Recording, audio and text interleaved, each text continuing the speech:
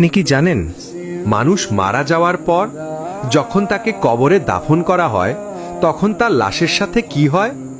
মানুষ মারা যাওয়ার পর যখন তাকে কবরে দাফন করে সকলে চলে আসে তখন মৃত ব্যক্তি তাদের পায়ের আওয়াজ শুনতে পায়। তখন মহান আল্লাহ তাআলা পুনরায় তার দেহের মধ্যে আত্মা ফিরিয়ে দেয়। তখন সে জাগ্রত হয়ে তার চারপাশ দেখতে থাকে এবং বলতে থাকে, আমি এখন কোথায় আছি? এখানে এত অন্ধকার কেন? এখানে এত কাদামাটির গন্ধ কেন? আর আমি সাদা কাপড়ে মোড়ানো কেন? তখন মহান আল্লাহ তাআলার হুকুমে তার কবরে দুইজন প্রশ্নকারী ফেরেশতা আসে, যাদেরকে বলা হয় মুনকার নাকির। তারা এসে মৃত ব্যক্তিকে বসিয়ে তিনটি প্রশ্ন করবে। 1 নাম্বার, তোমার রব কে? 2 নাম্বার, তোমার ধর্ম কি? 3 নাম্বার, তোমার নবী কে? মৃত ব্যক্তি যদি তিনটি প্রশ্নের উত্তর দিতে পারে তাহলে তার কবরের সাথে জান্নাতের একটি দরজা খুলে দেওয়া হবে এবং সে জান্নাতের নাজ নিয়ামত বুক করতে থাকবে।